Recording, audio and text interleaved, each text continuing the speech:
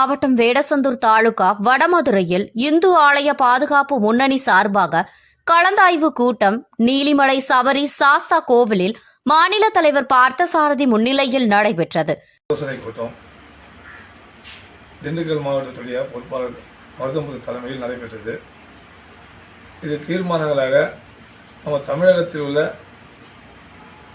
இந்து சமய அறநிலையத்துறை கட்டுப்பாட்டில் இருக்கக்கூடிய ஆலயங்கள் பராமரிப்பு இல்லாமலையும் அந்த கோயிலில் சட்டவிரோத செயல்கள் நடந்து கொண்டிருக்கு.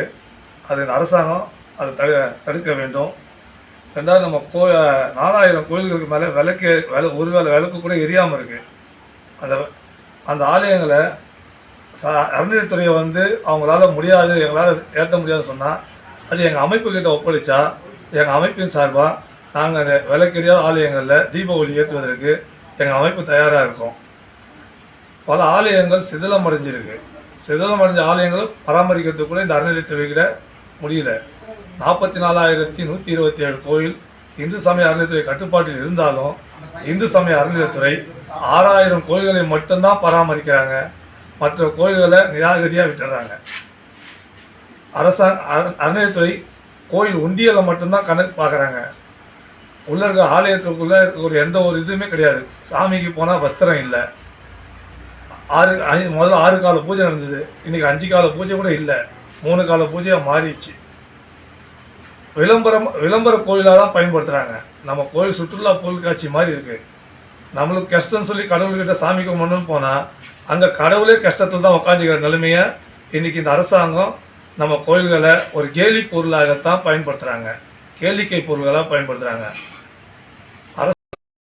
ஒரு தனிநபர் தன்னுடைய குடும்பத்துக்காக குலதெய்வ ஆலயங்களை கட்டி அவங்க குடும்பம் அந்த ஆலயத்தை நிர்வாகம் செய்தால் அந்த ஆலயத்தில் உண்டியல் இருக்கிறது என்ற ஒரே ஒரு காரணத்தை சொல்லி இந்து சமய அறநிலையத்துறை அந்த ஆலயத்துடைய சொத்தை அபகரிக்கிறதுக்காக உடனடியாக உள்ள வருது.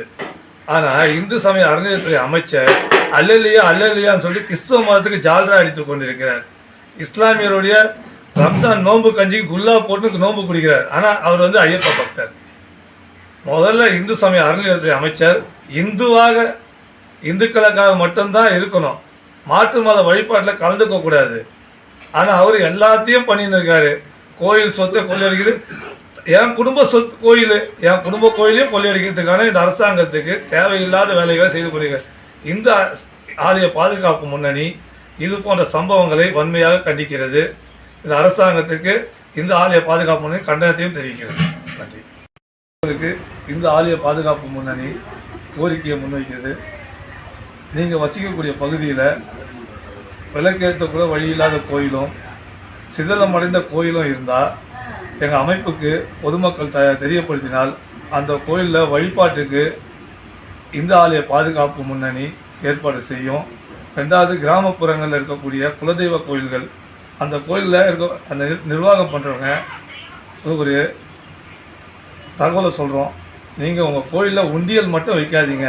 உண்டியல் வச்சிங்கன்னா இந்த அரசாங்கம் உங்களுடைய சொத்தையும் உங்கள் கோயிலையும் உங்களுடைய கடவுளையும் கொள்ளையடிச்சுன்னு போயிடும். இந்த ஆலய பாதுகாப்பு ஒரு எச்சரிக்கையாகவும் நம்முடைய மக்களுக்கு சொல்கிறோம். ரெண்டாவது, நம்முடைய பகுதியில் பராமரிப்பு இல்லாத ஆலயங்கள்லாம் இருக்குது. அந்த பராமரிப்பு இல்லாத ஆலயங்களையும் எங்கள் தகவல் கொடுத்தா நாங்கள் உழவுப் பணி செய்து மராமத்து வேலைகள் செய்து அந்த கோயிலில் கும்பாபிஷேகம் செய்து நம்முடைய பகுதி மக்களுக்கு அந்த பகுதியில் இருக்கிற ஆன்மீக பக்தர்களிடம் அந்த கோயிலை திருப்பி நாங்கள் ஒப்படைப்போம். வழிபாட்டுக்கு உறுதியளிக்கிறோம். இந்த ஆலய பாதுகாப்பு முன்னணி இதை யாருக்கிட்ட தெரிவிக்கிறது? நம்முடைய பகுதியில் இருக்கக்கூடிய மக்களுக்கு தெரிவிக்கலாம். இல்லைன்னா எங்களுக்கு நேரடியாகவே என்னுடைய ஃபோன் நம்பர் தரேன். என்னுடைய ஃபோன் நம்பருக்கு தெரிவிங்க. இல்லை, இப்போ திண்டுக்கல் மாவட்டத்தில் திண்டுக்கல் மாவட்டத்தில் திரு நாகராஜன் மாவட்ட தலைவர், மருதமுத்து மாநில செயலாளர் 2 பேர் திண்டுக்கல் மாவட்டத்தில் இருக்காங்க. அவங்கக்கிட்ட தெரிவிக்கலாம். மற்றும் ஒன்றியங்கள் வாரியாக நம்முடைய பொறுப்பாளர் இருக்காங்க. அவங்கக்கிட்ட தெரிவிக்கலாம். அவங்ககிட்ட தெரிவித்தா உடனடியாக தலைமைக்கு தகவல் வரும்.